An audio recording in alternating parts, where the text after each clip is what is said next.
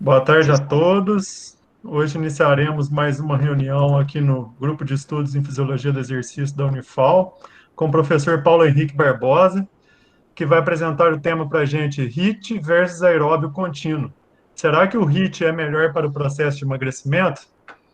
Paulo, a apresentação é toda sua, pode fazer a sua apresentação profissional e, em seguida, a apresentação do tema. Boa palestra. Obrigado. Vocês estão me ouvindo bem? Estão vendo a tela? Sim, está ótimo. Muito bom. Então, como ele já apresentou, né, o tema da nossa palestra hoje é HIIT versus o aeróbio contínuo, né?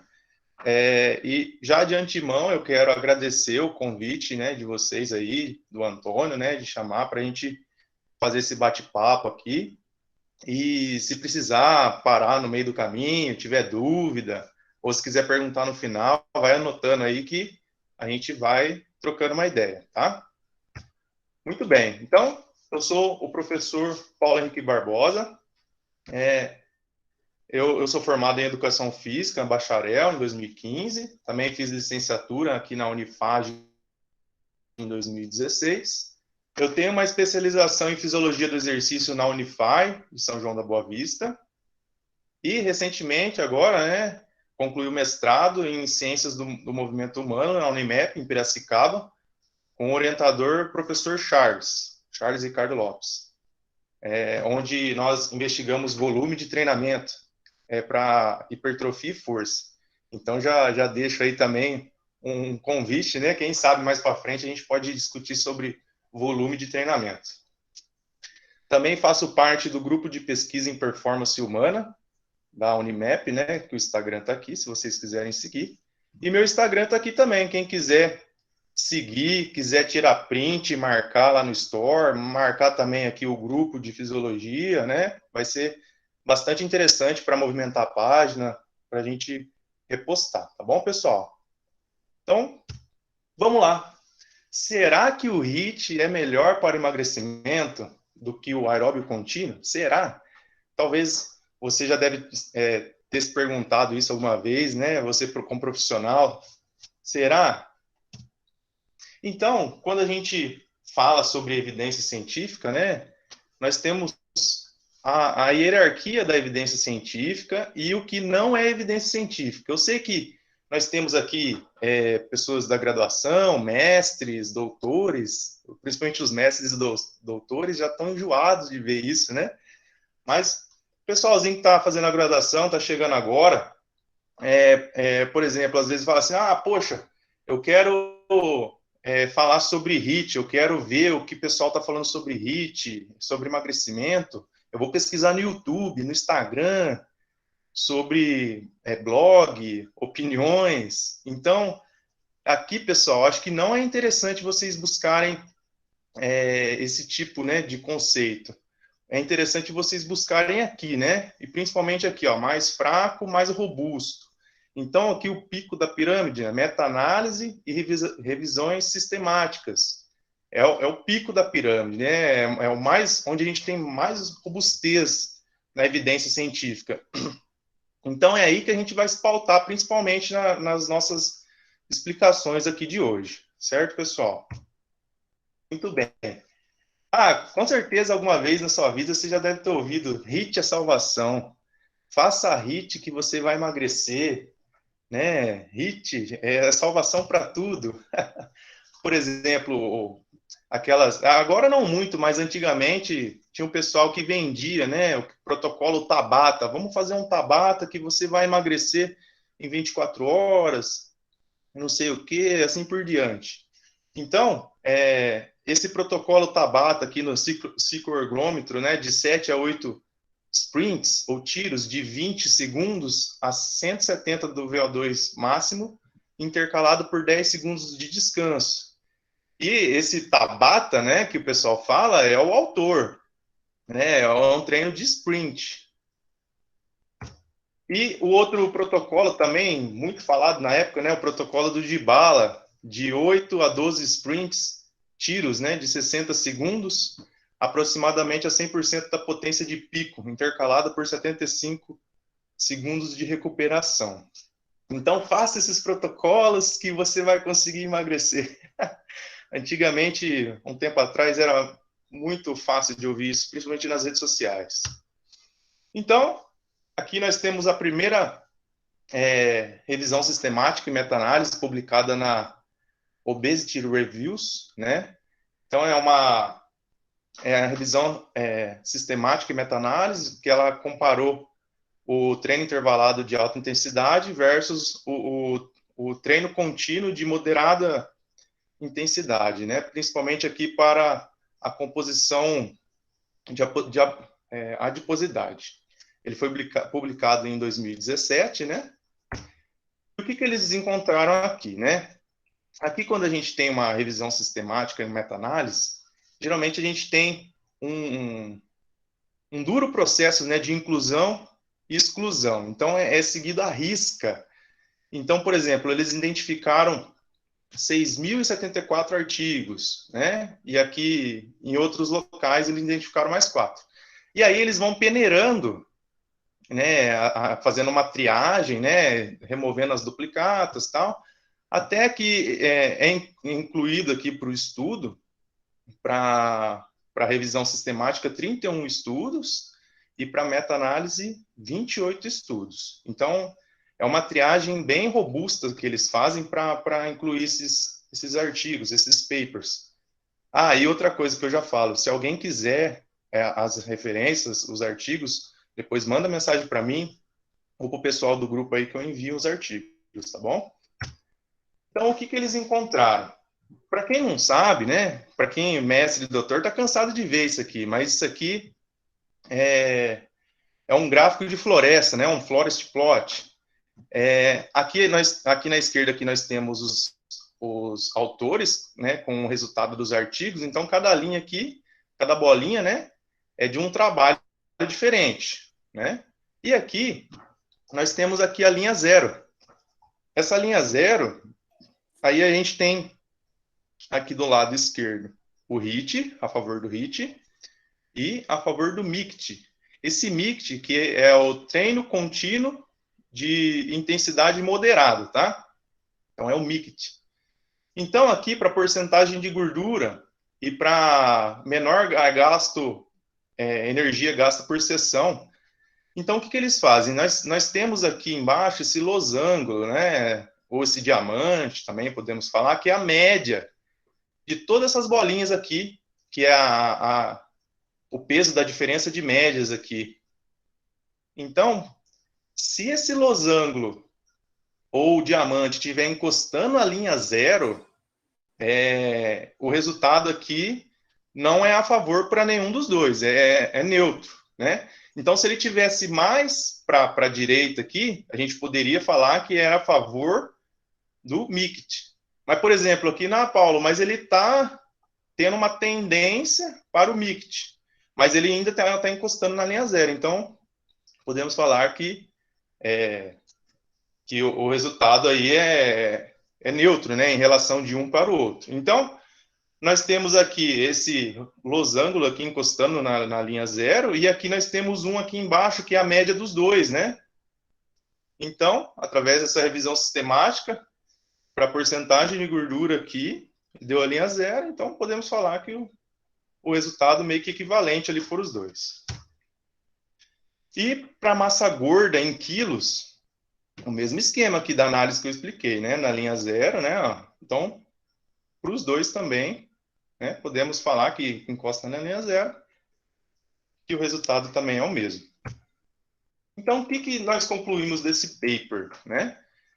Que a alteração de gordura foi pequena para ambos os protocolos aqui, do HIIT e do MICT, né? E o HIIT, ele pode ser usado em associação ao MICT e também com intervenção dietética. Então, ele pode ser usado os dois juntos. Ele teve, vamos dizer assim, que o mesmo efeito, né? Que pode ser usado os dois juntos. Ainda na conclusão desse paper, né, eles falam que esse método, tanto o HIIT e CIT, ele não é superior quando comparado ao MICT, né? e nenhum método promoveu redução clinicamente significativa. Muito bem. Vamos para o próximo. O próximo também é uma revisão sistemática com meta-análise, também publicado na Obesity Reviews em 2017, né? O efeito bem parecido, né? O efeito do treinamento intervalado de alta intensidade versus o treinamento contínuo de intensidade moderada. Em adultos, né, com sobrepeso e obesos. É uma revisão sistemática com meta-análise. Eles também fizeram esse processo que eu expliquei aqui, essa triagem, né, que eles começaram com 4.228, com mais um aqui, eles vieram fazendo essa peneira, eles terminaram com 13 para revisão sistemática e para meta-análise. O que eles encontraram? O mesmo esquema que eu expliquei aqui do gráfico de floresta, né? Então, nós temos aqui os autores do lado esquerdo, né? E aqui, né, que é o Flores Plot para body fat, que é a massa gorda, né, em quilos. Então, a esquerda aqui é a favor do HIIT, a direita a favor do MICT, que é o aeróbio contínuo. Nós vemos aqui que o losango, ele encosta, está bem centralizado aqui, né, na linha zero. Então, né, o efeito aqui entre HIIT e MICT, a média desses artigos aqui foi na linha zero. Então, equivalente, né, parecido. E para body mass, então, para massa corporal, nós temos aqui uma tendência aqui para o MICT, porém, ele também encosta na linha zero. Então, o que podemos concluir com esse paper? Que o HIIT, né, short term, e o MICT, eles são modestos e similares na magnitude aqui, tanto da circunferência da cintura e tanto para o sobrepeso e em adultos obesos, né? E o que nós vemos aqui, um ponto positivo para o HIIT, o time eficiente. Com certeza você deve ter ouvido falar nisso, né? Que é o tempo, né? Com certeza o HIIT, ele é mais curto, né? Então ele, por exemplo, aqui eles estão falando que foi 40% um menor tempo em cada semana. Ou seja, é um ponto positivo para o HIIT, né? Ele é um time efficient, ele tem um tempo eficiente. Muito bem. E aqui nós temos mais uma revisão sistemática, né, do grupo aqui do Paulo Gentil, com o primeiro autor Ricardo Borges Viana, né? Aqui ele faz uma pergunta aqui, né? Será que o treinamento intervalado é a bala mágica para o emagrecimento? E o que eles viram aqui, né? Principalmente aqui para gordura em quilos, com aquele esquema que eu expliquei, né? Principalmente aqui, ó, tá a favor do HIIT e do CIT. Então ele não está encostando aqui, ó, na linha zero. Então tá a favor do HIIT. Aí você pergunta assim, poxa, professor, você acabou de falar que teve o resultado igual, parecido, né? Que agora está tendo um resultado a favor do HIIT, né?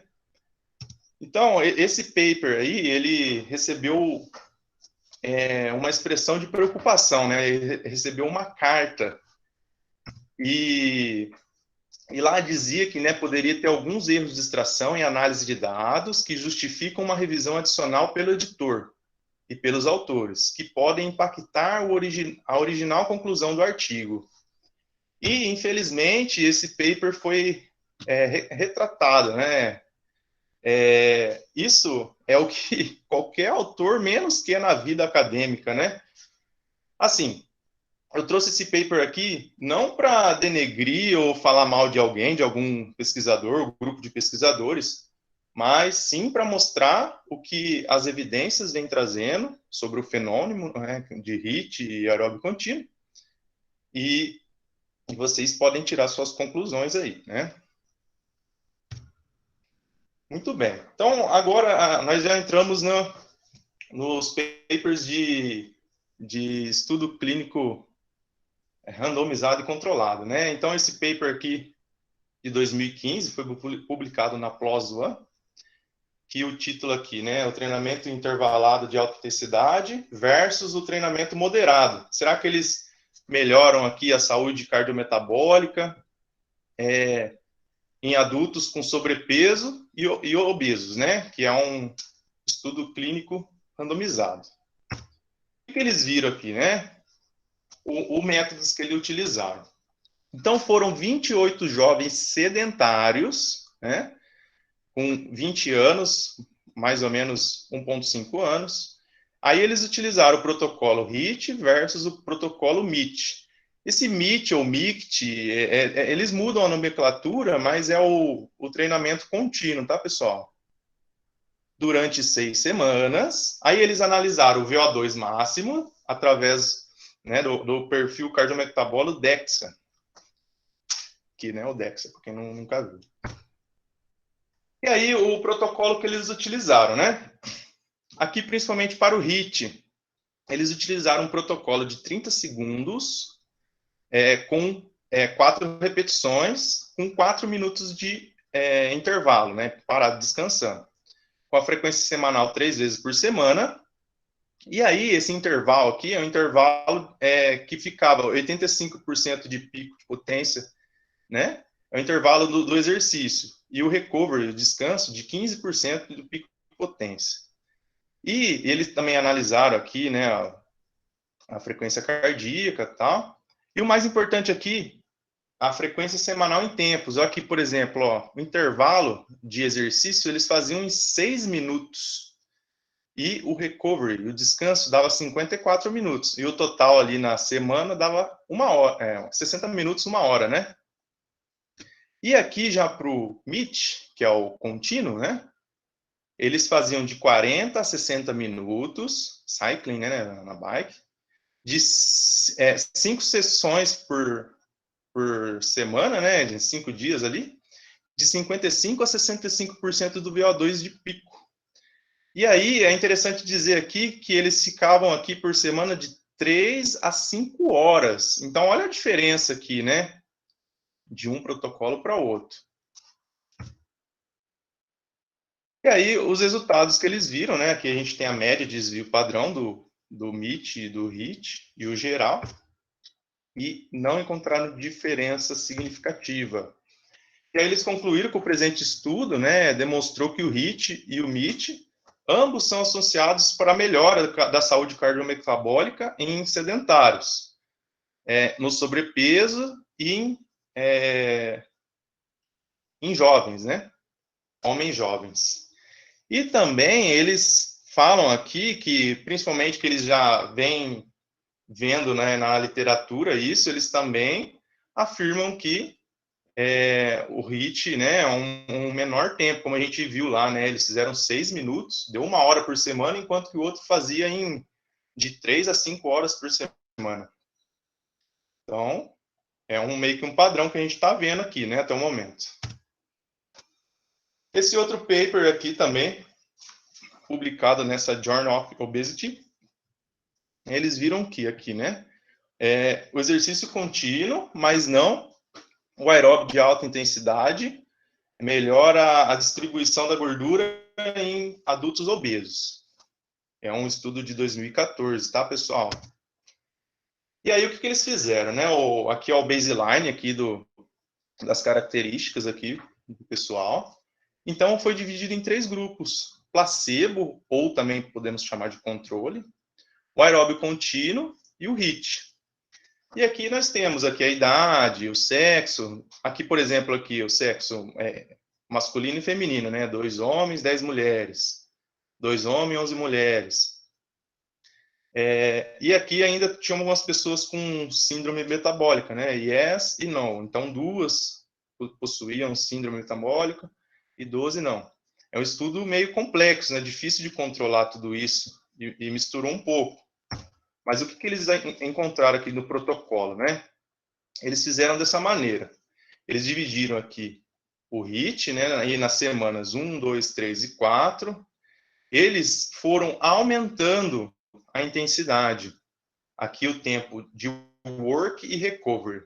Então, por exemplo, na primeira semana, quem fazia HIIT, eles faziam 30 segundos de treino, né, de work, e 180 segundos de recovery, de descanso, durante 4 vezes. E aí eles foram aumentando. Então, aumentou, aqui, por exemplo, 30 segundos fazendo, né? E 120 descansando. Diminuiu o tempo de descanso. E assim por diante. Foi aumentando e diminuindo aqui, né? Então, aqui é o tempo total, incluindo aquecimento, né? Por exemplo, a gente pode analisar que foi aumentando aqui também. Tipo contínuo, ele também fez da mesma forma, ele também utilizou esse princípio da progressão. O que ele fez? Ele começou aqui na primeira semana com intensidade de 50 e foi subindo, né? E aqui o tempo também, de 30, 40, 45, e também foi subindo o tempo total. E o que eles viram em relação a isso, né? Os resultados que eles obtiveram. Então, só para vocês entenderem aqui, né? Essas bolinhas aqui é a análise individual dos grupos, e esse retângulo preto aqui, essa linha, né, é a média deles, né?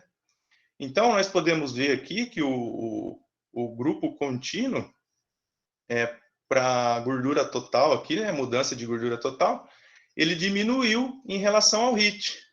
Nos outros aqui, meio que manteve que igual. Olha lá, redução da gordura total apenas no contínuo.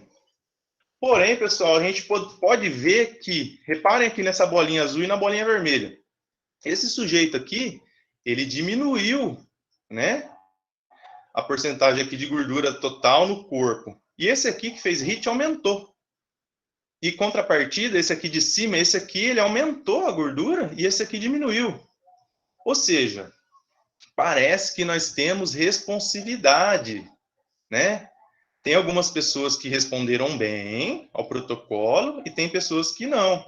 Tanto para um, tanto para o outro. É claro que muitas vezes a gente acaba vendo que a média do estudo, né?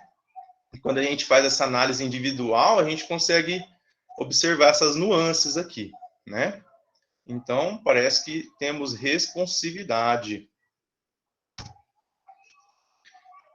Então, também um estudo aqui da PLOS ONE, publicado em 2016, né, que ele analisa a variabilidade individual, né, das respostas adaptativas, tanto para endurance e para os treinos intervalados de sprint, né?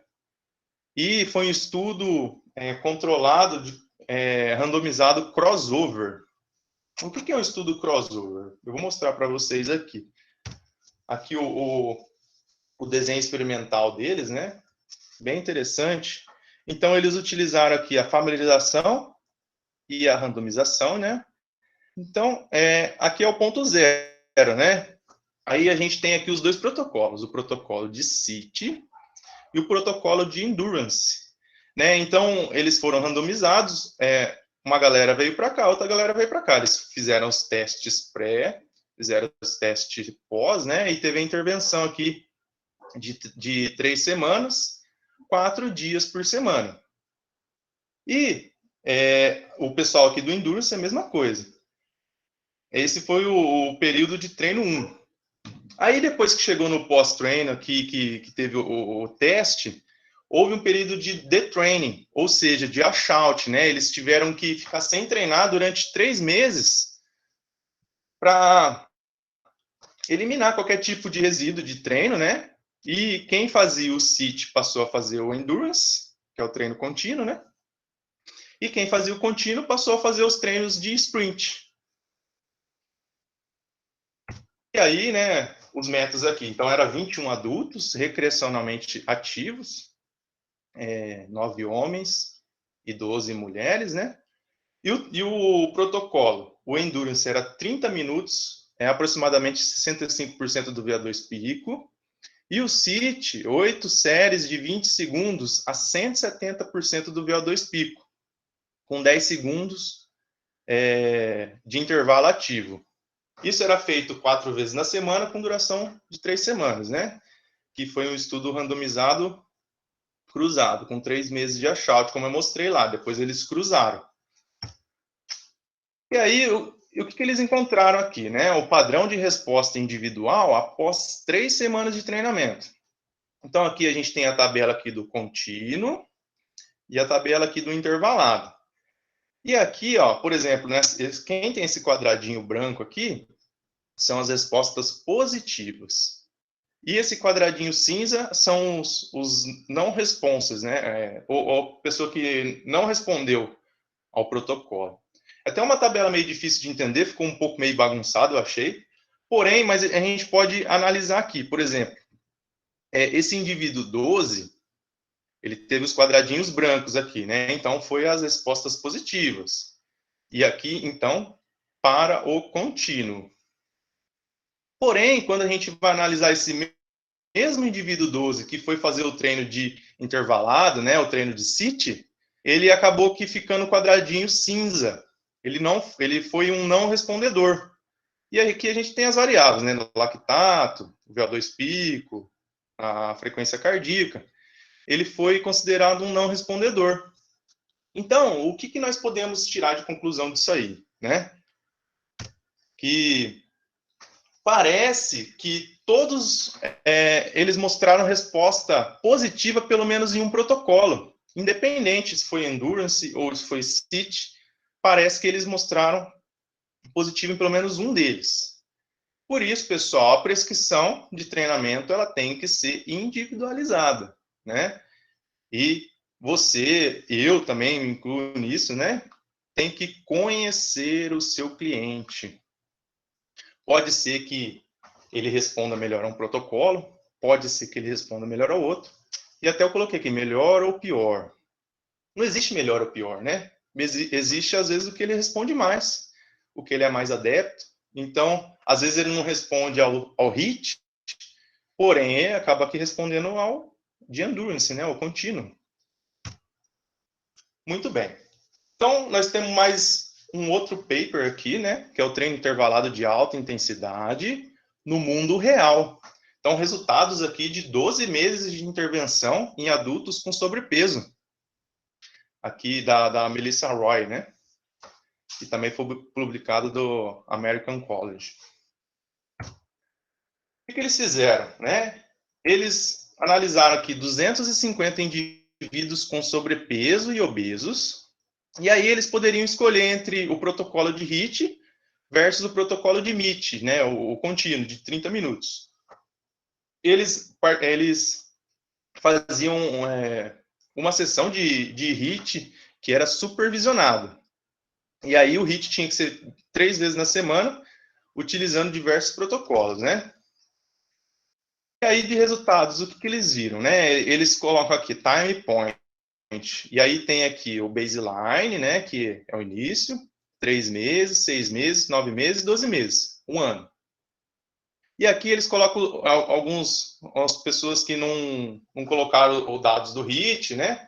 Mas é importante a gente olhar para cá, para quem escolheu o HIIT, teve aqui, ó, 1, 2, 3, 4 e 5 vezes na semana. Reparem que no começo, por exemplo, aqui, 1 e 2 vezes na semana, era 21. E conforme vai passando os meses, vai diminuindo, até que chegar no 12 meses, chega a quase 9.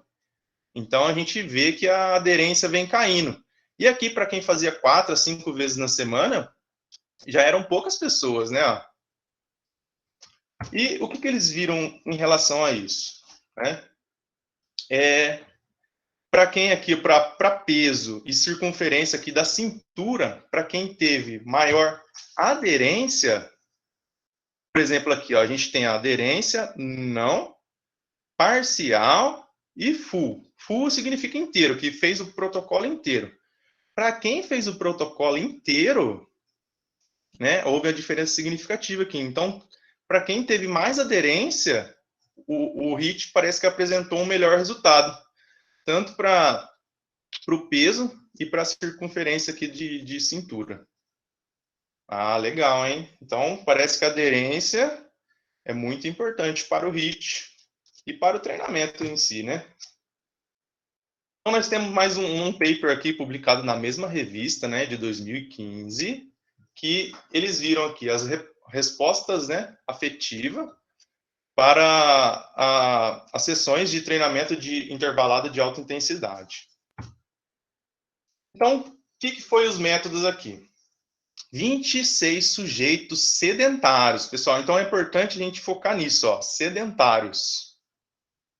E aí, foi dividido em 2 protocolos. Protocolo aqui de HIIT, né? O que eles faziam? 4 a 6 vezes de 30 segundos all out. Quando vocês ouvirem falar em all out significa que você vai colocar tudo para fora, né? Dá o máximo no ciclo ergômetro, aproximadamente 180% de pico da carga de trabalho com recuperação de 4 minutos. E o protocolo de MIT, ou contínuo, né? Ciclos contínuos de 40 a 60 minutos, com 60% da carga máxima de trabalho.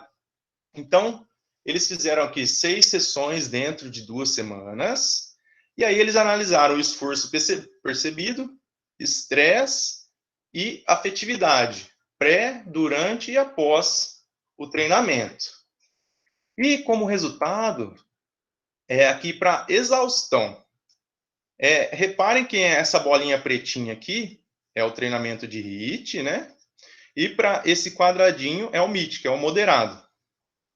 E quando a gente tem o asterisco, que teve diferença significativa. Então, para exaustão, lembrando, pessoal, que é para o grupo de sedentários, parece que fazer o HIIT aumenta a porcentagem aqui de sentimento de exaustão, né? E quando a gente analisa o estresse percebido, houve diferença de tempo aqui, né? Então, a gente tem aqui branco pré e o cinza pós para o HIIT, e a mesma coisa aqui, pré e pós para o MIT. Então, estresse percebido, olha aqui como que foi um pouco maior no HIIT, e aqui no contínuo até que diminuiu um pouquinho, né? Então, na figura B aqui, afeto positivo, né? Então, a gente tem o mesmo esquema, pré e pós para o HIIT, né? Diminuiu aqui, e para o contínuo moderado, né? Até que aumentou, só que sem diferença significativa. Afeto negativo. Reparem aqui para o HIIT, ele não teve diferença entre pré e pós, mas houve diferença entre os protocolos. Então, parece que para eles, para os sedentários, fica negativo, né? Fica mais exacerbado. E quando a gente analisa aqui a tensão, aqui para o HIIT, houve diferença, né, em 2 protocolos. E olha como que o MIT fica bem menos aqui para tensão para esse grupo de pessoas. A irritação, o mesmo fenômeno, né? A gente vê que no HIIT fica maior, né? A irritação, e para o MIT aqui, para o moderado, fica menor. Dor, olha a dor como fica.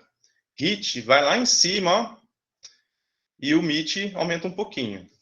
Exaustão, que a gente mostrou lá na primeira imagem também. E satisfação, olha a satisfação, como que o MIT é um pouquinho maior do que o HIIT. E a motivação também. Não há diferença aqui entre os dois, mas a gente vê que há uma tendência aqui do MIT a ser maior, né? O moderado a ser um pouquinho maior. O que a gente tira de conclusão desse paper, né? Que parece aqui que o exercício a sessão de HIIT, né? Elas conduzem para uma melhora significativa para essas emoções negativas. Então, parece que aumenta essas emoções negativas durante e depois do treino em sedentários. Então, isso é importante a gente ver, pessoal. Esses sentimentos negativos, eles podem piorar e podem impedir a aderência, principalmente no começo do treinamento. Ou seja, para a pessoa que é sedentária, está começando a treinar, e o que ele quis dizer aqui, que esses sentimentos negativos, eles podem ser uma barreira, podem impedir aderência para essas pessoas. Isso é importante, porque você pode passar o melhor treino do mundo, mas se a pessoa não fazer, né, não adianta. E ele também cita aqui que o HIIT, o Time Efficient, né, Effective, Então, essas pessoas elas têm que ter cautela ao prescrever esses exercícios, principalmente para sedentários, que podem limitar futuro engajamento. Então, isso é complicado. Então, por isso que você tem que conhecer seu cliente, né? Principalmente aqui, que a gente está falando de sedentário, isso pode limitar futuro engajamento. Muito bem. Então, mais um paper aqui bastante interessante, também publicado na PLOS ONE, de 2014, né? Aonde cabe o HIIT, né? E aí que ele analisa aqui as respostas afetivas do treinamento intervalado de alta intensidade comparado com o contínuo moderado, e ele também usa uma coisa nova aqui, né? Que a gente ainda não viu aqui, mas é o contínuo vigoroso, que é um contínuo um pouco mais puxado do que o moderado. E aqui, quais foram os métodos? Então, 44 sujeitos, 28 mulheres e 16 homens. E aqui, pessoal, é interessante que está até em vermelho, né? A gente frisar, ó, universitários, fisicamente ativos. Então, já é outra população. 2 vezes na semana, né? O aeróbio, durante 6 meses. E aí, o protocolo do HIIT era 1 minuto a 100% da carga de pico, né?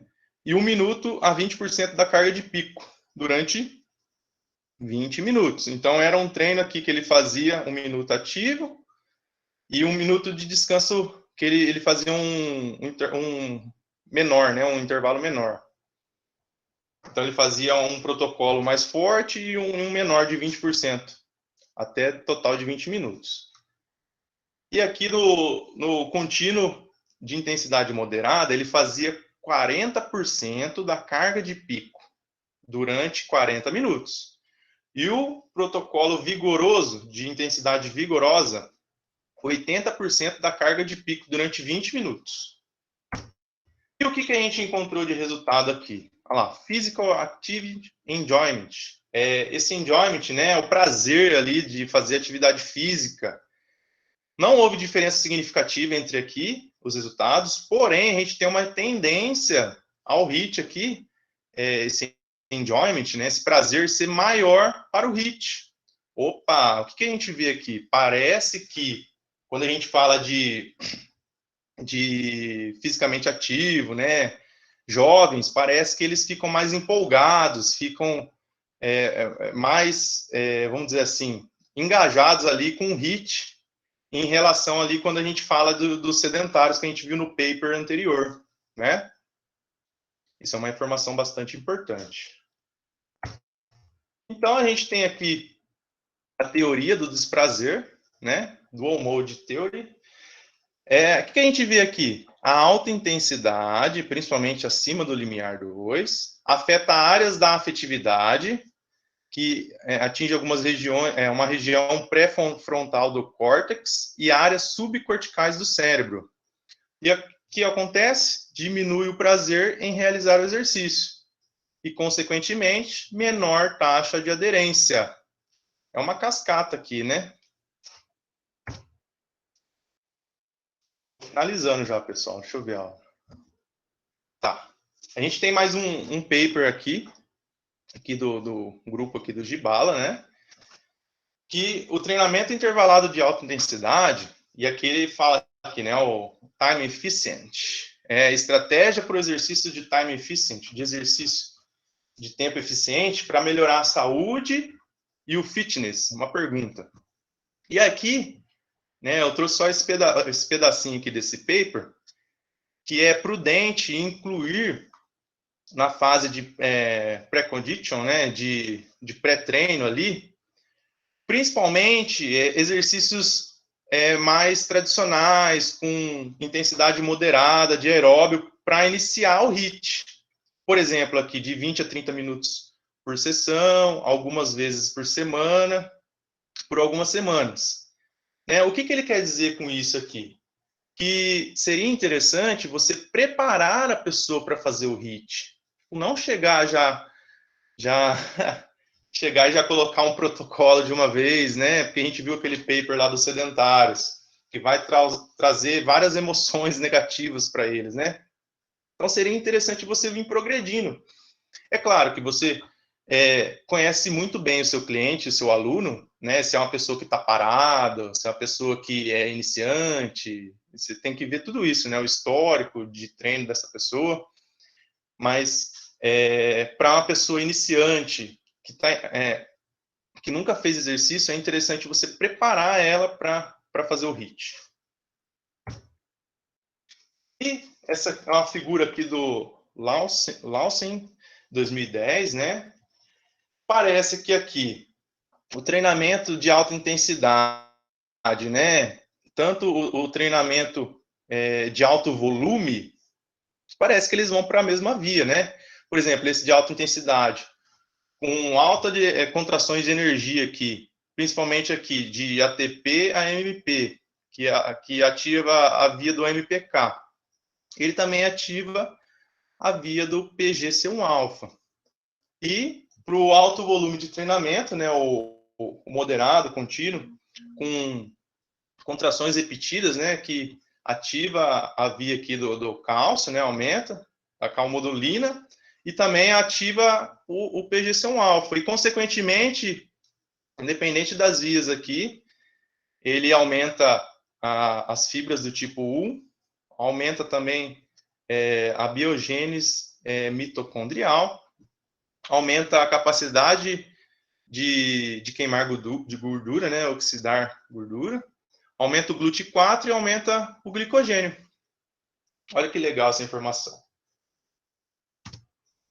E eu resolvi incluir esse paper, que eu incluí essa semana, principalmente por conta da discussão que teve ali a pergunta na palestra do professor Dr. Wonder, né? Inclusive ele está aí. Que o Antônio perguntou para ele sobre o EPOC. E aí eu trouxe essa revisão sistemática aqui de 2020, né, para falar aqui sobre o EPOC, entre o HIIT e o treinamento contínuo. E é o que eles analisaram aqui, né? Então, eles pegaram 22 estudos que foram analisados, aí eles colocaram aqui como protocolo de exercício o HIIT, né, o C, né, que podemos chamar de SIT, né, de sprint, ou o treinamento contínuo. Eles são capazes de gerar níveis elevados pós-exercício, esse EE, que é o gasto de energia, né, medido pela EPOC.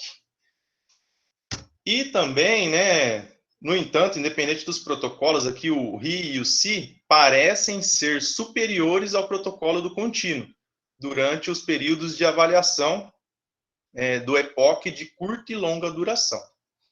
É importante salientar, pessoal, que eu li lá os protocolos, né? Esses protocolos eles foram feitos de forma aguda ali, né? As avaliações de curta e longa duração ali. Então parece que para os protocolos de alta intensidade, que parece que o EPOC foi um pouco maior, mas a gente não pode extrapolar isso de forma crônica. Eu desconheço algum paper ainda, né? Que analisou isso de forma crônica. Tanto é que muitas pessoas falam que 2 ou 3 balas já acabam com o EPOC. Então, acaba aqui sendo não muito significativo isso. Mas eu achei interessante de trazer para agregar a discussão que foi feita na palestra do professor Onder. E aqui eu trago, finalizando, né, a complexidade do processo de emagrecimento e fatores que influenciam a magnitude ou sucesso dele. Então, aqui nós temos aqui os fatores genéticos, né, fatores culturais e espirituais e fatores ambientais, que ele pode ser o imprint metabólico, que já vem impresso, vamos dizer assim, na pessoa, se ela vai ter uma tendência a engordar, emagrecer, vamos dizer assim, a grosso modo. Aspectos psicológicos e comportamentais, aspectos socioeconômicos, e nele se ramifica aqui. acesso à alimentação, acesso ao exercício e acesso à informação. E aqui a gente também tem os fatores biológicos, que tem essa supressão neuroendócrina. E aí nós temos aqui o valor calórico total, né, a composição da dieta, uma ingestão calórica aqui, né, que seria interessante diminuí-la, e aumentar o gasto calórico total, principalmente aqui na taxa metabólica de repouso, né, TMR, e também vindo da atividade física. E, consequentemente, nós conseguimos o emagrecimento. Então, pessoal, o que eu posso falar aqui, só para concluir esse slide aqui do emagrecimento, é tanto o HIIT, tanto o contínuo, né? Eles são ferramentas para você, junto com o seu cliente ou aluno, chegar a esse processo de emagrecimento. Parece que os dois são boas estratégias para você conseguir chegar a isso. É claro que nós temos também o treino de força, que a gente não comentou aqui, mas basta você conhecer o seu cliente e ver o que ele mais responde, vamos dizer assim. E aqui, take home message, né?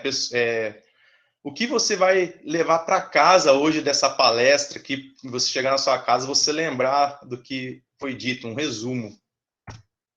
Então, não há evidência que suporte que a superioridade do HIIT sobre o aeróbio contínuo para a perda de peso e emagrecimento. 2. Ambos os métodos de treinamento são válidos e promovem respostas similares em termos de perda de peso e emagrecimento. 3. As respostas afetivas apresentam relação com a aderência ao programa de treinamento físico. Então, você tem que estar ligado nisso. Tem ferramentas interessantes para isso. 4.